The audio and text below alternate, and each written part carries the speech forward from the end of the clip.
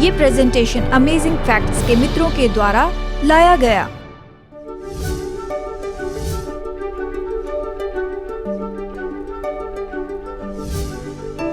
मेरे मित्र जो कहते हैं कि एक बार उद्धार पाया तो हमेशा के लिए पाया है, एक बार उद्धार पाया तो मैं जो चाहे वो कर लूं, शायद मैं कर लूं, मैं प्रभु से दूर हो जाऊं, संसार में जाऊं, शैतान जैसे पाप करूं, लेकिन मैंने उद्धार पा लिया है। यानी ऐसे लाखों लोग बाहर हैं जिनके पास ये झूठी सुरक्षा है। ये भयानक है। आप खास करके चर्च में आते हैं और पास्टर से संदेश सुनते हैं कि कैसे खोए हुए लोग उद्धार पा सकते हैं। खोए हुए कैसे उद्धार पा सकते हैं, ये तो बाइबल में अद्भुत संदेश है। यानी यहाँ सब लोग इसे जानते हैं। अगर आप ये जानते हैं और आप खोए हैं तो जान लीजिए कि आप उद्धार पा सकते हैं, क्योंकि मनुष्य का पुत्र खोए हुओं को ढूंढने और उनका उद्धार करने आया है। यीशु तो उद्धार देने के लिए आए हैं। यूहन्ना 3:17 परमेश्वर ने अपने पुत्र को जगत में इसलिए नहीं भेजा कि जगत पर दंड की आज्ञा दे, परंतु इसलिए कि जगत उसके द्वारा उद्धार पाए। पहला तीमुथियुस 1:15 ये बात सच और हर प्रकार से मानने के योग्य है कि मसीह यीशु पापियों का उद्धार करने के लिए जगत में आया कि पापियों का उद्धार हो। यीशु खोए हुओं को उद्धार देने आए हैं। लेकिन आज हमारा संदेश ये नहीं कि यीशु उद्धार देने के लिए आए हैं, ये तो संदेश का भाग है। आज हम इस सवाल का जवाब देंगे कि क्या उद्धार पाया हुआ खो सकता है। ये बहुत ही महत्वपूर्ण सवाल है। चाहे आप इसे जाने या न जाने, लेकिन इस संसार में बहुत से खतरनाक सिद्धांत फैले हुए हैं। प्रोटेस्टेंट में लगभग 30% प्रोटेस्टेंट ये पहले से तय किए जाने पर विश्वास करते हैं। वो सच में विश्वास करते हैं कि ये तो पहले से तय किया गया है। ये नई थियोलॉजी लाते। आपने ये सुना होगा, एक बार उद्धार पाया तो हमेशा के लिए उद्धार पाया है। ये अलग अलग विश्वास का एक पैकेज है। और मुझे गलत मत समझिए, कैल्विन तो बड़े क्रांतिकारी थे, महान थियोलॉजियन थे, अद्भुत व्यक्ति। 20 साल की उम्र में इंस्टीट्यूट ऑफ क्रिश्चियन रिलीजन किताब उन्होंने लिखी। अद्भुत बुद्धि थी और बहुत से महान काम किए, लेकिन कुछ बातें थी, यानी वो तो अंधकार से बाहर आ रहे थे। मुझे लगता है वो ये नहीं समझे कि ये खतरनाक हो सकता है। ये विचार कि एक बार उद्धार पाने के बाद में कभी खो नहीं सकते हैं, ये खतरनाक विश्वास है। और दूसरी विचारधारा यह है कि क्रूस पर यीशु की मृत्यु ये सभी के उद्धार के लिए नहीं थी, लेकिन प्रभु यीशु ने अपना लहू बहाया और दुख उठाया उनके लिए जो उद्धार पाएंगे, या कहिए चुने हुए लोगों के लिए। और तीसरा जो है, जो कि मुझे सबसे अजीब सुनाई देता है, वो यह है कि परमेश्वर ने पहले से ही तय कर लिया है कि वो किसे उद्धार देंगे, और दूसरे ऐसे लोग होंगे जिन्हें प्रभु ने खोने के लिए ही बनाया है, और किसी के पास में कोई भी चुनाव नहीं है। ये तो केवल पूरी तरह परमेश्वर के चुनाव पर आधारित है। यानी ये तो अजीब विचारधारा अलग आस्थाओं से है। यानी जो है वैसे ही रहेंगे, आप अपनी परिस्थिति को नहीं बदल सकते, आपके पास कोई चुनाव नहीं है। मैं सोचता हूँ ये दूर चले जाता है जब बाइबल ये कहती है, यहोशू ने कहा, आज तुम चुन लो कि तुम किसकी सेवा करोगे। हमारे पास निश्चय ही चुनाव है और साथ में हमारे ऊपर जिम्मेदारी भी होती है। और जो चुनाव हम करते हैं वो निश्चय हमारी मंजिल के ऊपर प्रभाव डालने वाले होते हैं। यानी अगर कोई इस विषय के बारे में गड़बड़ी में है और ये कहता है, तो चलो इसे स्पष्ट करते हैं कि बाइबल क्या सिखाती है। तो मैं इस सवाल को देखने लगा, क्या उद्धार पाया हुआ व्यक्ति खो सकता है। और इस क्रिया में हम दूसरी और भी बातों को देखेंगे। आप शायद ये सोचिए, अगर आप ईमानदार हैं तो विश्वास से कोई फर्क नहीं पड़ता। गलत है। बाइबल हमें बताती है मत्ती 7:21 में, जो मुझसे हे प्रभु कहता है, उनमें से हर एक स्वर्ग के राज्य में प्रवेश न करेगा, परंतु वही जो मेरे स्वर्गीय पिता की इच्छा पर चलता है। यानी एक बार उद्धार पाया तो हमेशा उद्धार पाया, इस तरह का जो विश्वास है। यानी उद्धार के बाद नया दिल मिलता है, आप नया जन्म पाते हैं। परमेश्वर ने कहा, जो मेरे पास आता है मैं उसे कभी नहीं खोऊंगा। ऐसे कुछ वचन है जिसके बारे में वो अक्सर बताते हैं। निश्चय ऐसे वचन हैं जो कि सही तरीके से नहीं उपयोग किए गए तो गलत संदर्भ में आप गड़बड़ी में आएंगे। वो कहते, एक बार उद्धार पाने के बाद में कोई मायने नहीं रखता, मैं जो चाहे कर सकता हूं, मैं संसार में जाकर शैतान के जैसे पाप कर सकता हूं, कुछ नहीं होगा। प्रभु ने कहा, मैंने उद्धार पाया है। पास्टर रॉसम के अक्सर मैं सुनता हूं, लोग इनसे बाइबल के विषय में सवाल पूछते हैं। मैंने उद्धार पाया था जब मैं 9 साल का था, तो प्रभु को अपना दिल दिया। वो कहते, मैं प्रभु के साथ में चलता आया हूं, 20 साल से चल रहा हूं, मुझे बस शराब की समस्या है और मेरा गलत रिश्ता है। तो मैं कहता हूं, भाई आपने उद्धार नहीं पाया है। नहीं, मैंने उद्धार पाया है, उद्धार पाया है। नहीं, ऐसा नहीं है। ये सच है, क्योंकि यीशु ने कहा, तुम उनके फलों से उन्हें जानोगे। देखिए, लाखों करोड़ों लोग हैं जिनके पास झूठी सुरक्षा है, जो कि खतरनाक है। यानी ये किसी प्लेयर में डेड बैटरी डालने के जैसे है। प्ले करते हैं। रुकें। हाँ, कुछ भी नहीं होता है। बैटरी खत्म हो गई, ये जानना तो उस समय सबसे बुरा होगा। यानी इसी तरह से हो रहा है।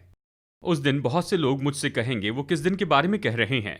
न्याय के उस महान दिन के बारे में। हे प्रभु, क्या हमने तेरे नाम से भविष्यवाणी नहीं की, और तेरे नाम से दुष्टात्माओं को नहीं निकाला, और तेरे नाम से बहुत आश्चर्यकर्म नहीं किए?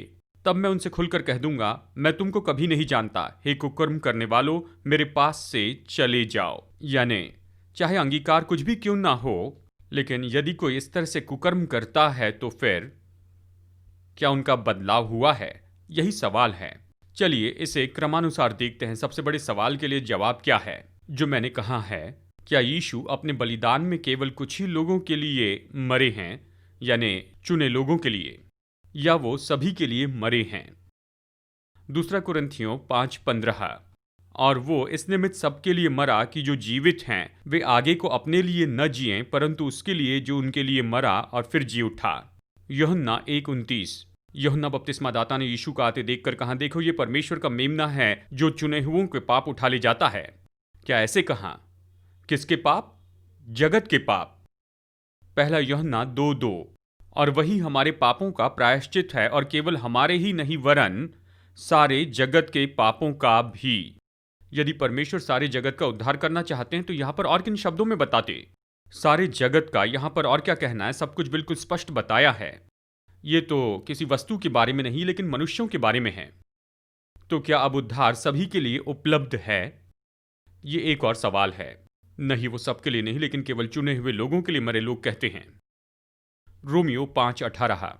इसलिए जैसा एक अपराध सब मनुष्यों के लिए दंड की आज्ञा का कारण हुआ, वैसा ही एक धर्म का काम भी सब मनुष्यों के लिए जीवन के निमित्त धर्मी ठहराए जाने का कारण हुआ, यानी यीशु के धार्मिकता के काम से। वैसा ही एक धर्म का काम भी सब मनुष्यों के लिए जीवन के निमित्त धर्मी ठहराए जाने का कारण हुआ। रोमियो 10:12।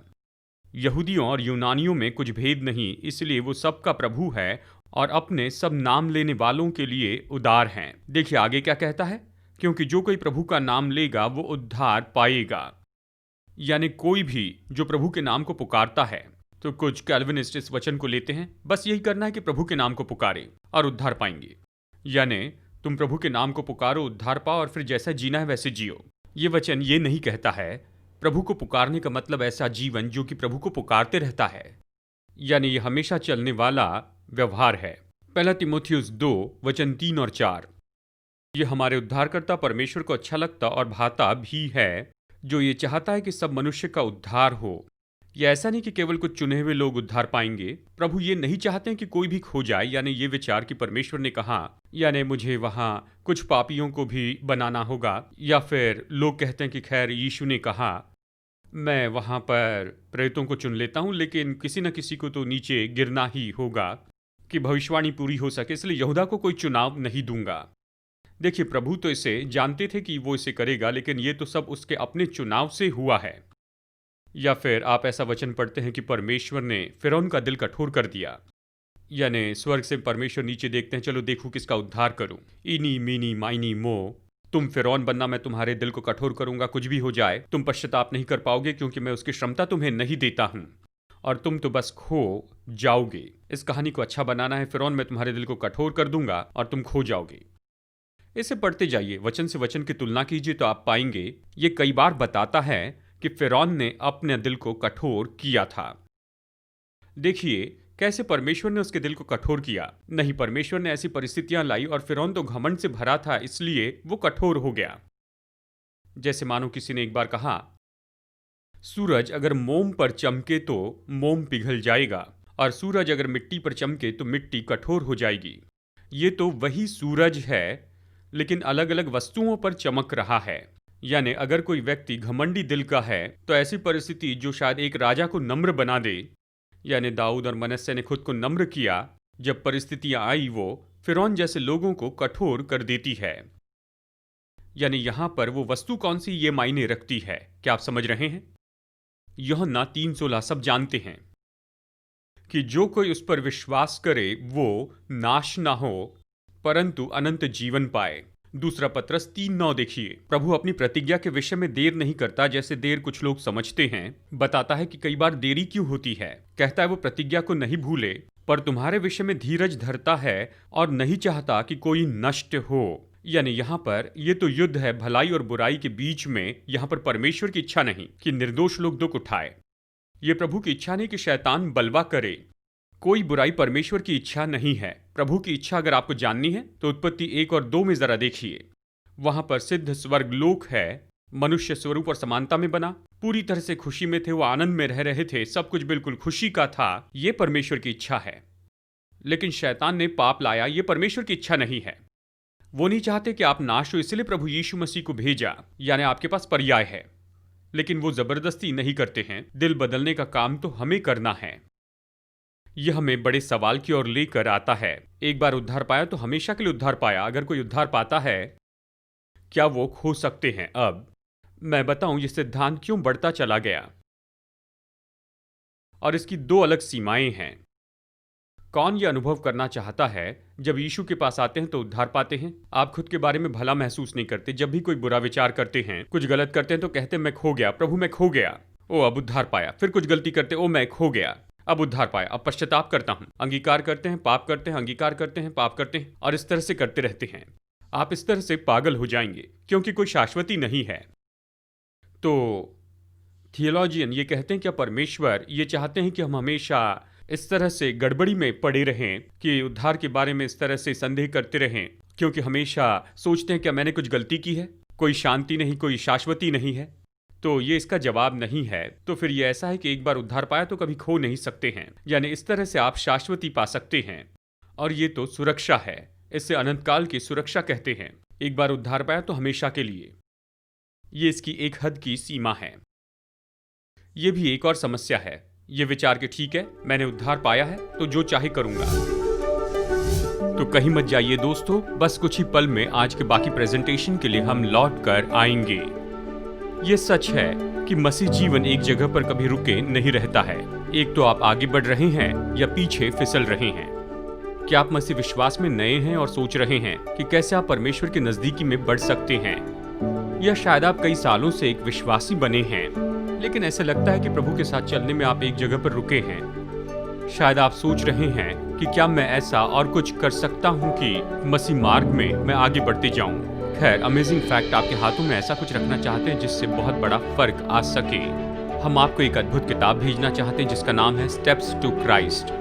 ये सामर्थी 13 अध्याय ये आपको मसीह जीवन की उन्नति की अद्भुत यात्रा में लेकर चलेंगे। जब भी मैं ये बेस्ट सेलिंग बुक पढ़ता हूँ, मैं प्रभु के और नजदीक आता हूँ। तो हिचकिचाइए नहीं, अभी फोन करके अपनी फ्री कॉपी मंगवाइए। बाद में आप मुझे धन्यवाद देंगे अपनी इस फ्री कॉपी के लिए। स्क्रीन के नंबर पर फोन कीजिए और ऑफर नंबर 269 मांगिए, या वेब एड्रेस पर जाइए और इस अद्भुत स्रोत को पढ़ने के बाद में इसे अपने दोस्तों को बांटिए। तो चलिए आज के प्रेजेंटेशन में वापस चलते हैं और परमेश्वर के वचन से अद्भुत तथ्यों को सीखते हैं। चाहे मैं कुछ भी करूं, मेरे पास शांति और उद्धार पाया है। दूसरा और कुछ मत बताना, नहीं तो फिर मैं हिल जाऊंगा। ये मेरी शांति और सुरक्षा को चुरा लेगा। और फिर देखिए दूसरी सीमा है। मेरे कुछ बैप्टिस्ट मित्र हैं जो अनंत काल की सुरक्षा पर भरोसा करते हैं। वो भक्तिपूर्ण लोग हैं, बड़ा चढ़ा कर कभी नहीं बोलते हैं। लेकिन मैंने कुछ बैप्टिस्ट चर्च में प्रचार किया है, तब लोगों ने कहा लंबा संदेश मत दीजिए, आज दोपहर में फुटबॉल का गेम आने वाला है। यानी मैंने वहां पर देखा कि वो बाहर एक साथ जमा हो रहे हैं, चर्च के बाहर सिगरेट पीते हैं, फिर घर में जाकर बियर पीते हैं और फुटबॉल देखते हैं। 12 साल की उम्र में मैंने उद्धार पाया, अपना दिल प्रभु को दिया, पर प्रभु के लिए नहीं जी रहे हैं। यानी ये 2 हद पार की सीमाएं हैं जहां पर लोग निरंतर डर में होते हैं। वो हमेशा अपने कामों को देखते जाते हैं। और फिर दूसरा समूह है जो कि कहते हैं मैंने उद्धार पाया, विश्वास से उद्धार पाया, अब मैं कुछ भी करूं कोई फर्क नहीं पड़ता। अब मैं स्पष्ट बताऊं, हमने पूरी तरह से उद्धार पाया अनुग्रह के द्वारा, विश्वास ही से, अपने कामों से नहीं। लेकिन ये पाप में जीवन जीने के लिए कोई लाइसेंस नहीं है। मैं आपको स्पष्ट बता देना चाहता हूं, अगर आप प्रभु के साथ में प्रतिदिन नहीं चल रहे हैं तो फिर आप शाश्वती खो सकते हैं, आप इस अनंत जीवन को खो सकते हैं। चलिए कुछ वचन बताता हूं। गलातियों अध्याय 5 वचन 4, तुम जो व्यवस्था के द्वारा धर्मी ठहरना चाहते हो, मसीह से अलग और अनुग्रह से गिर गए हो। कहता अनुग्रह से गिर गए हो। चाहे आप अनुग्रह के बारे में कुछ भी सोचे, पौलुस कहता अनुग्रह वो गलातियों के लोगों को लिखता है, तुम अनुग्रह से गिर गए हो, क्या इसका मतलब है उद्धार पाया है? यानी अनुग्रह से उद्धार पाया और अनुग्रह से गिर गए तो क्या अभी भी उद्धार है? नहीं। तो पौलुस कहता है मरकुस 13:13 में यीशु ने कहा, पर जो अंत तक धीरज धरे रहेगा उसी का उद्धार होगा। तो आखिरकार आप कब जानेंगे? अंत में। यानी आपको निरंतर धीरज धरे रहना है। इसका मतलब ये नहीं कि आप शांति नहीं पा सकते हैं कि आपने उद्धार पाया है। चलिए मैं इसे समझाऊंगा, क्योंकि उद्धार शब्द के अलग मतलब है। 1 कुरिन्थियों 9:27 में पौलुस कहता है, परंतु मैं अपनी देह को मारता कूटता और वश में लाता हूं, ऐसा न हो कि औरों को प्रचार करके मैं आप ही किसी रीति से निकम्मा ठहरूं। यानी वो कहता है कि मुझे निरंतर अपने शरीर को वश में लाना पड़ता है। वो कहता है मैं प्रतिदिन मरता हूं। अगर एक बार उद्धार पाया तो हमेशा के लिए पाया, तो प्रतिदिन क्यों मरना है? लेकिन वो कहता है प्रतिदिन मुझे मेरा इनकार करना है। यीशु ने कहा अपना क्रूस उठाओ प्रतिदिन। वो खुद का इनकार करके मेरे पीछे हो ले। ये यीशु के शब्द हैं। प्रतिदिन क्रूस उठाए, खुद का इनकार करे, मेरे पीछे चले। यदि आप प्रतिदिन का हमेशा बने रहने वाला ये संबंध नहीं रखते हैं तो ये सच में खतरनाक है।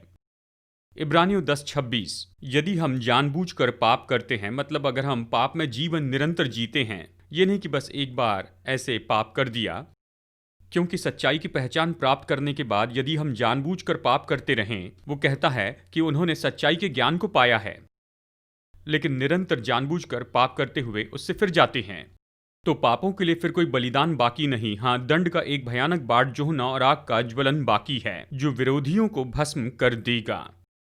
इसी अध्याय में देखिए इब्रानियों 10:35 में, इसलिए अपना हियाव न छोड़ो क्योंकि उसका प्रतिफल बड़ा है। क्योंकि तुम्हें धीरज धरना अवश्य है, जो धीरज रखे वो उद्धार पाएगा, ताकि परमेश्वर की इच्छा को पूरी करके तुम प्रतिज्ञा का फल पाओ। तो यहां पर ये सब क्या हो रहा है पास्टर डग? क्या हम कोई शांति पा सकते हैं? मसीह जीवन के लिए भेद तो यही है कि आपको आगे बढ़ते चली जाना है। बहुत से लोग सोचते हैं प्रभु के पास आते हैं, प्रार्थना करते हैं और बस इतना ही काफी है। आप प्रभु के पास आते हैं और आप बचाए जाते हैं भूतकाल के पापों से, आप धर्मी ठहराए जाते हैं, ये तो सही है। आप अनुग्रह से उद्धार पाते हैं, आप धर्मी ठहराए जाते हैं जब आप अपने घुटनों पर आकर अपने पापों की क्षमा मांगते हैं, तो आपने धर्मी ठहराए जाने का उद्धार पाया है। लेकिन अब तक आप बचे नहीं हैं संसार के पाप की सामर्थ से। शैतान तो हमेशा आपकी परीक्षा करते रहेगा, यानी आपको प्रतिदिन चुनाव करने की आजादी मिल चुकी है। और मैं प्रोत्साहित करता हूं कि वचन के द्वारा परमेश्वर को चुनते चले जाएं। लेकिन क्या हम शांति पा सकते हैं? अब ये भरोसा शब्द कहां से आता है? जब आप कहते हैं का मतलब इच्छा, फिडेलिटी, और इसका मतलब है विश्वास से। विश्वास से जो विश्वास करे और बपतिस्मा ले उसी का उद्धार होगा। क्या यहां पर कोई सुरक्षा दिखती है? अगर आप विश्वास करें, यूहन्ना 3:36, जो पुत्र पर विश्वास करता है अनंत जीवन उसका है। क्या यह अच्छी प्रतिज्ञा नहीं है? विश्वास करने का मतलब क्या है? ये बड़ा सवाल है। कुछ लोग इस तरह से कहते हैं, क्या ये माने कि उसका अस्तित्व है या फिर वो मर गया, या विश्वास करे कि वो जीवित है, जी उठा है। मैंने अभी जो भी बताया है, क्या शैतान इस पर विश्वास करता है? क्या शैतान मानता है कि परमेश्वर जीवित है? वो आपसे बेहतर जानता है, उसने महिमा में उसे देखा है। क्या शैतान जानता है कि यीशु पृथ्वी पर आए और वो हमारे पापों के लिए मरे? क्या वो जानता है वो फिर जी उठे हैं? वो ये सब जानता है वो आपसे प्रेम करते हैं। इससे उसका उद्धार नहीं होगा। अब देखिए यहां पर उसका जो विश्वास है, विश्वास शब्द का मतलब वैसे जीना है। विश्वास शब्द का मतलब है उसमें वास करना है, उसमें जीते चले जाना है। ये केवल मानसिक विचार नहीं, क्योंकि याकूब कहता है कि शैतान भी विश्वास करता है। इसका मतलब प्रभु मैं तैयार हूं कि आपकी इच्छा पूरी करूं। जानते हैं इसे समझना इसलिए बहुत ही जरूरी है कि परमेश्वर हमें सामर्थ दे सकते हैं, केवल हमें धर्मी ठहराने के लिए ही नहीं, लेकिन हमें सामर्थ दे सकते हैं कि हमें पाप और परीक्षा की सामर्थ से बचा सके। जब आप जानते हैं कि परमेश्वर अपनी भूमिका पूरी करेंगे, तो आप में ज्यादा सुरक्षा होगी। विश्वास से धार्मिकता का मतलब क्या है? जब आप विश्वास करते हैं कि प्रभु आपकी प्रार्थना सुनते हैं और आपको क्षमा करते हैं, धर्मी ठहराते हैं, विश्वास करते हैं जिस पल प्रार्थना की है उस पल आपके सारे भूतकाल के पापों को क्षमा करते हैं, प्रभु आपको सामर्थ्य देते हैं, आप में एक नया दिल उत्पन्न करते हैं। यह आपको भरोसा देता है कि हां, मुझे अनंत जीवन मिला है। अगर आप में अनंत जीवन है तो यह आपको अलग होने के लिए कैसे प्रोत्साहित करेगा? यदि आप जानते हैं कि परमेश्वर ने कहा कि मैं तुम्हारे विश्वास का करता और सिद्ध करता हूं, लेकिन निरंतर जब तुम मेरे पास आओगे शायद गिरोगे, लेकिन मेरे पास लौट कर आओगे और निश्चय प्रभु आपको बढ़ाएंगे, इससे आपको भरोसा मिलता है। मुझे याद है जब वो गोल्डन गेट ब्रिज बना रहे थे, पहले सुरक्षा की सावधानियां रखनी पड़ती थी, फिर भी 23 पुरुष फिसल कर नीचे गिरकर मर गए उस पानी में। आखिरकार उन्होंने कहा कि हमें कुछ करना होगा, क्योंकि शुरू के स्तर में ही अब तक 23 लोगों की मृत्यु हो गई थी। और स्ट्रैल्स ने, जो कि इंजीनियर थे, उन्होंने एक जाल बनाया जो कोने से कोने तक फैला हुआ था। इसके पहले ऐसे प्रोजेक्ट्स में कोई सुरक्षा के जाल नहीं थे। उन्होंने $1,00,000 में जाल बनाए, आज की कीमत में $1 अरब, जो कि इतना बड़ा था कि कोने से कोने तक था। जब उन्होंने वहां पर नीचे जाल लगाया तो फिर ये पाया शुरू में ही जाल में 19 लोग बचाए गए। फिर उन्होंने ये भी देखा कि एक बार जब ये जाल दिखाई दिया है तो ये पुरुष अपने भरोसे के कारण ज्यादा साहसी हो गए और उनका काम रफ्तार से होने लगा और ज्यादा सफल होने लगा, क्योंकि पुरुषों के पास सुरक्षा थी। क्या आप समझ रहे हैं? एक बार उद्धार पाया तो हमेशा के लिए पाया, ये बात सही नहीं। इसका मतलब ये नहीं कि हमारे पास में सुरक्षा नहीं हो सकती है। बस आपको अनुमान के बारे में सावधान रहना होगा। मैंने ये उदाहरण पहले भी बताया है। कैरन और मेरा विवाह हो गया, आज हमारे पास विवाह के वो साक्षी भी हैं। वहां पर सटीकता से वादे किए गए। आपने प्रतिज्ञा की कि खुद को उस व्यक्ति के साथ में ही रखेंगे। हम एक दूसरे से प्रेम करते हैं, हमने वो प्रतिज्ञा की। अगर मैं चाहूं तो उसे तोड़ सकता हूं, कल ही या आज ही तोड़ दूं, मैं आजाद हूं। लेकिन ऐसे नहीं किया और प्रभु की इच्छा से कभी नहीं करूंगा। मुझे उसकी चिंता नहीं है, अपनी पत्नी की चिंता नहीं, क्योंकि जब प्रेम और विश्वास होता है तो भरोसा भी होता है। लेकिन इसका यह अर्थ नहीं कि हमारे पास में स्वतंत्रता नहीं। क्या आप समझ रहे हैं? और इसलिए प्रभु के साथ का हमारा संबंध भी बिल्कुल ऐसे ही है। वो आपसे प्रेम करते हैं, आपको स्वीकार करते हैं, गोद लेते हैं और वो आपको कभी छोड़ेंगे नहीं। लेकिन आप प्रभु को छोड़ सकते हैं। उसका प्रेम आपके लिए तो अटल है। जीवन और मृत्यु हमें उससे दूर नहीं कर सकते हैं। मेरे कोई मित्र कहते हैं आप कभी नहीं खोएंगे। नहीं, इसका मतलब यह है कि वो आपसे प्रेम नहीं छोड़ेंगे, लेकिन आप आजाद हैं, क्योंकि प्रेम में जबरदस्ती नहीं। ये विचार कि उद्धार पाने के बाद प्रभु आपकी स्वतंत्रता लेते हैं, इसका मतलब कि अभी आप रोबोट हैं, तो वो अभी प्रेम नहीं रहा। इसलिए जो समझता है मैं स्थिर हूं, वो चौकस रहे कि कहीं गिर न पड़े। यानी आप में भरोसा होना चाहिए, लेकिन अहंकार नहीं होना चाहिए।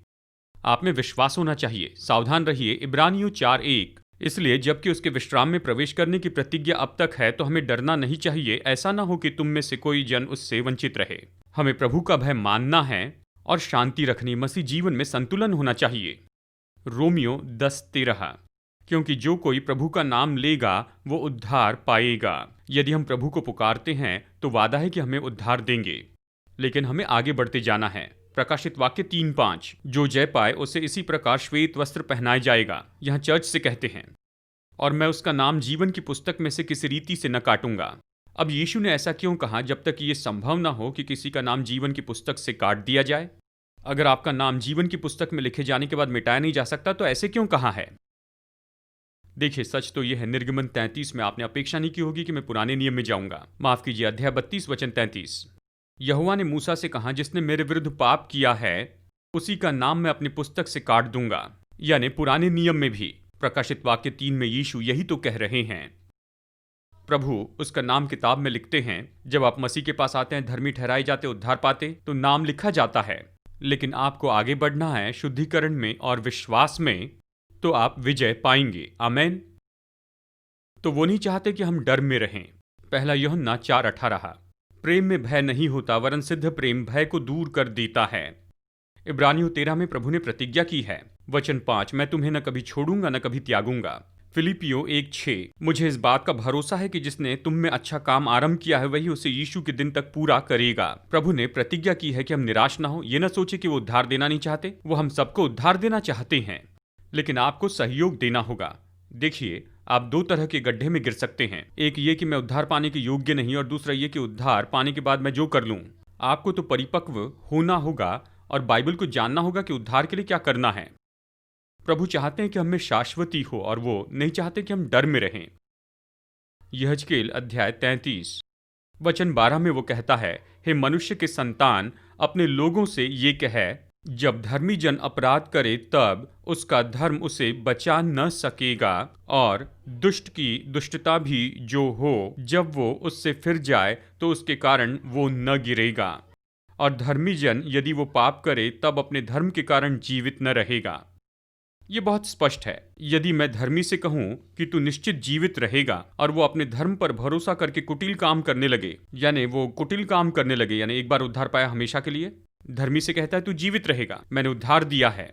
यदि वो धर्म पर भरोसा रख के अपराध करता है तब उसके धर्म के कामों में से किसी का स्मरण न किया जाएगा। जो कुटिल काम उसने किए हो वो उन्हीं में फंसा हुआ मरेगा। फिर जब मैं दुष्ट से कहूं तू निश्चय मरेगा और वो अपने पाप से फिर कर न्याय और धर्म के काम करने लगे, अर्थात यदि दुष्ट जन बंधक लौटा दे, अपनी लूटी हुई वस्तु भर दे और बिना कुटिल काम किए जीवनदायक विधियों पर चलने लगे, तो वो न मरेगा। जितने पाप उसने किए हो उनमें से किसी का स्मरण न किया जाएगा, वो जीवित रहेगा।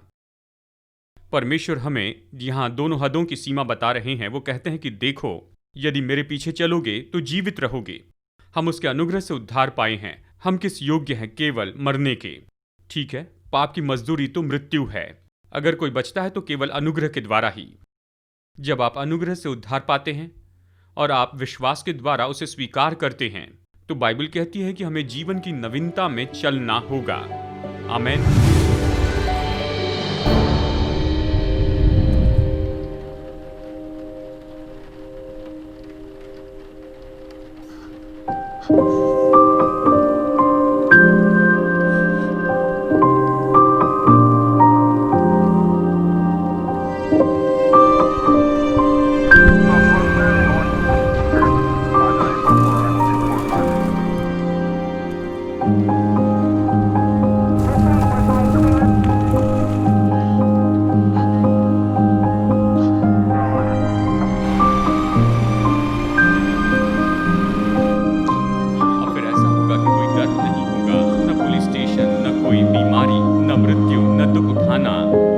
असली बात है दोस्तों, हमारे संसार का ये दुख तो परमेश्वर की योजना के अनुसार नहीं था।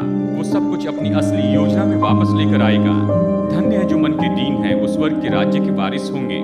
क्योंकि मैं भूखा था और तुमने मुझे खाने के लिए दिया। मेरे इन छोटे से छोटे भाइयों के लिए तुमने जो कुछ भी किया है वो तुमने मेरे लिए किया है।